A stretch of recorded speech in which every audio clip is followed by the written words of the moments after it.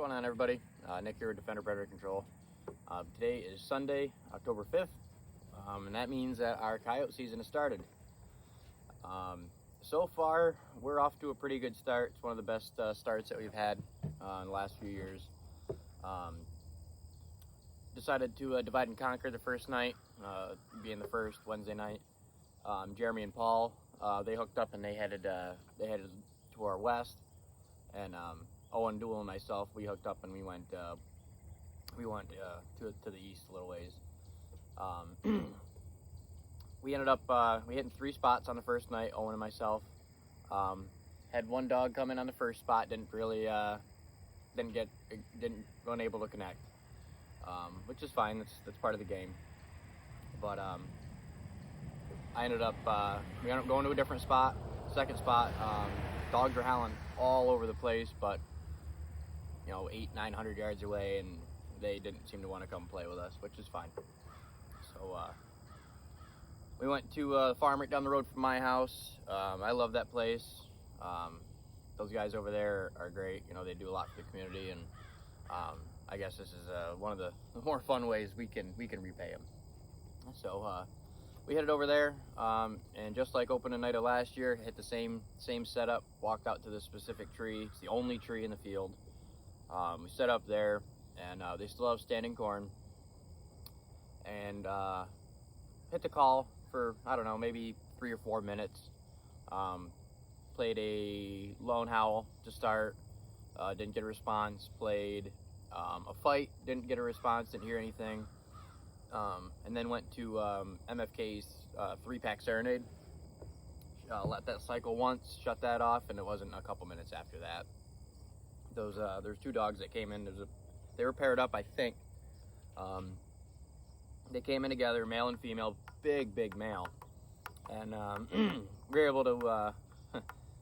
Normally we do a count, 1, 2, 3, shoot where 4 would be, but we couldn't see both the dogs in the same view of the scope. So Owen was looking at one, I was looking at the other. I hooted at him to stop him, and Owen's checked up immediately.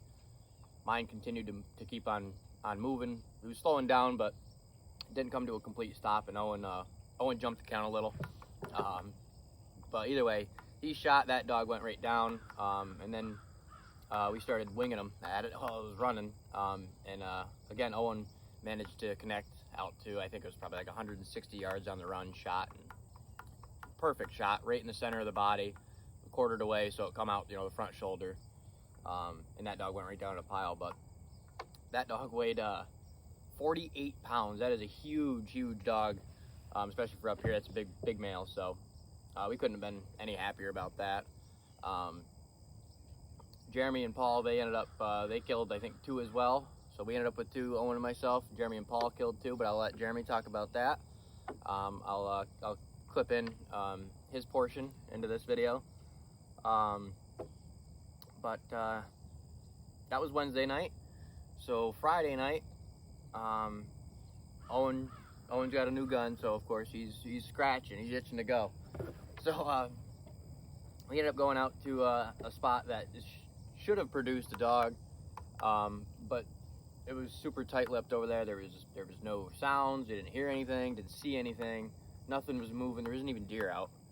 So that was a little discouraging to start, but we decided that we were going to take a 45-minute or so drive back from the Ephrata area over to the Amsterdam area to another farm that is always a good farm for me. I've killed plenty of dogs off of it. And we set up, same thing, they had standing corn. It's tough there when the corn's there. So we set up on the edge of the corn. It really limits how much we could see.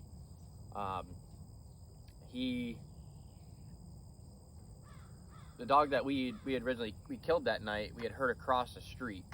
And I looked at Owen, I said, I know we just walked quite a ways, but you want to walk a little more? He said, sure. So we walked to the top of a hill, right behind the landowner's house, called at him again, and the pack that he was with had moved.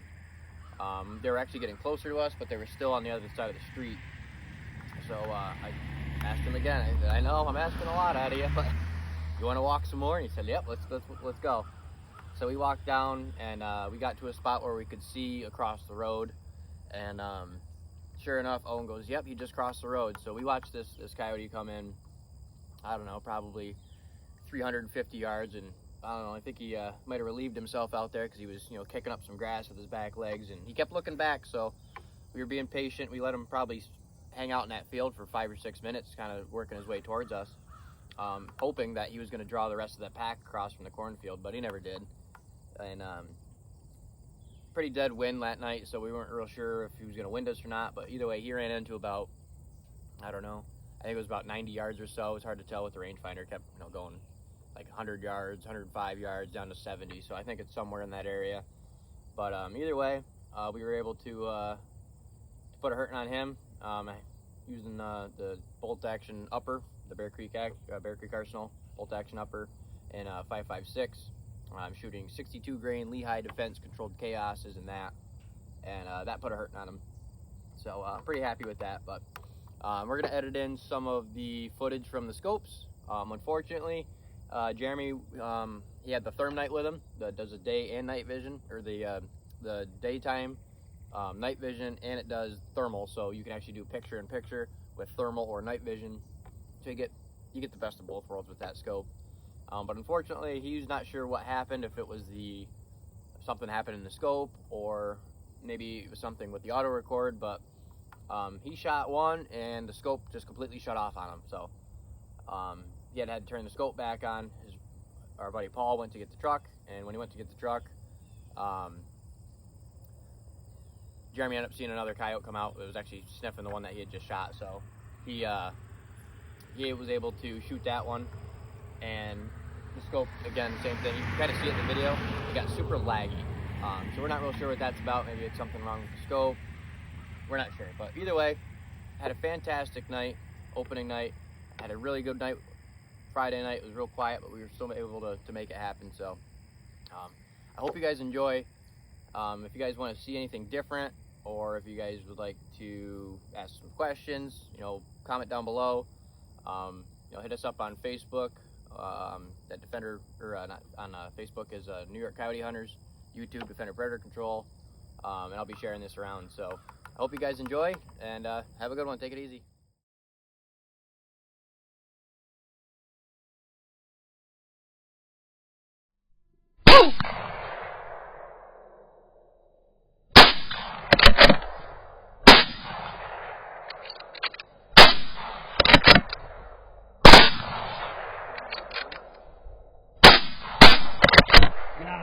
Good shot.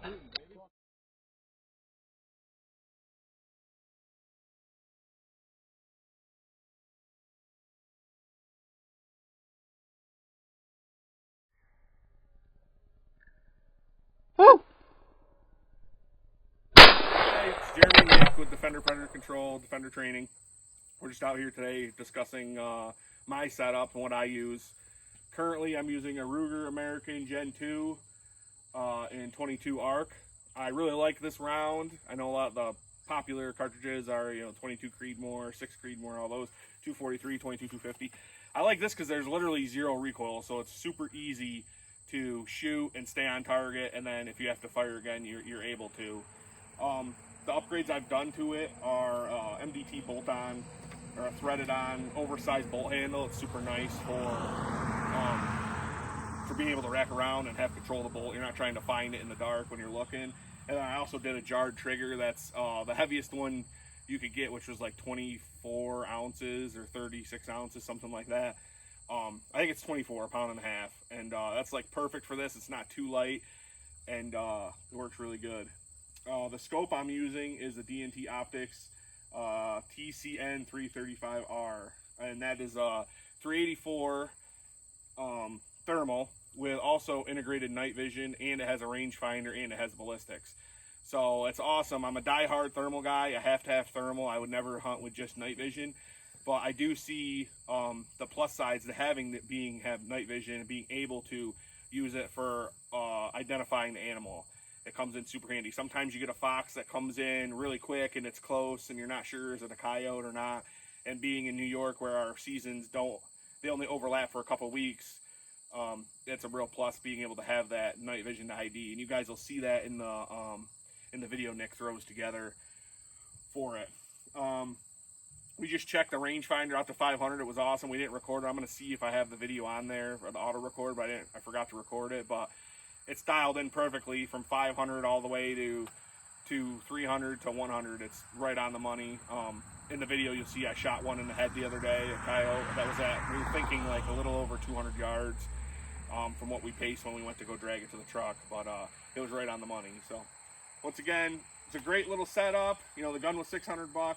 These are going right now. They're on sale. They're usually $2,700. They're on sale for $21.99, and it has everything you need. And you can also use it in the daytime as well. So that's why I really like it. And they come with a delete cap for the IR, because in New York, you can hunt with thermal during the day. You can hunt your whitetail deer, and you can hunt with a digital scope during the day, so you can record your hunts. But you can't have anything projecting a beam of light towards the animal. So that's why the IR cap is really awesome. It's like 15 or 25 bucks. I can order them, and my IR light threads off. They thread the delete cap back on, and it's ready to go. Now I can hunt with it legally, 110% in New York, and no, you don't have to worry about anybody busting your balls or anything. So, real quick, I'm using hand loads, the 22 ARC. It's 55 grain bullet with H335 powder, and they're going about 3,500 feet per second. So that seems, so far,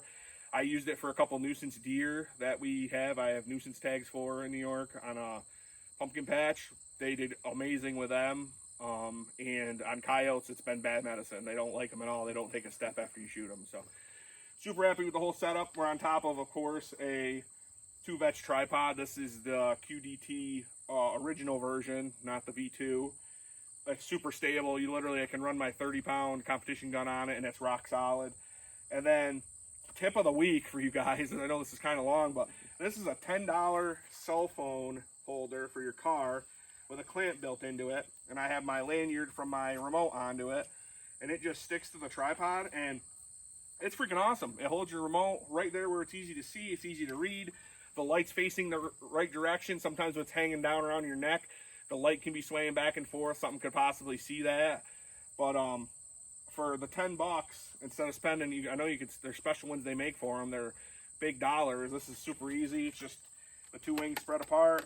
It holds it just like it would hold the cell phone. It's awesome. So definitely good to have. The other night my remote turned off in my pocket, and I can't reconnect my call to my remote unless I turn the call off, turn the remote back on. So yeah, it was kind of a pain in the ass to go find my call the other night because of that. Yeah. So that was a good to have. But yeah, it was super handy, and that's all I got. That's my setup. I love it. I also run a Knockpix Lumi P13, just a 256 hand scanner. We're trying that out this year. It's a great scanner. It's very affordable. I think it's sub $600. You don't need super crazy clear pictures to be able to see what's going on. I just want to know something's coming in, whether it's a deer, coyote, fox, raccoon, whatever, and then I'll use my rifle to identify what it is. But I like scanning instead of sitting there, standing behind the rifle and swiveling back and forth. I don't have to point my gun at anything or point it in front of Nick or Paul when we're scanning side to side. I can sit there and hold it with my eye, or hold it with my hand and look through with my eye. So that's a great option too. If you guys need anything, feel free to reach out. And yeah, thanks again for watching.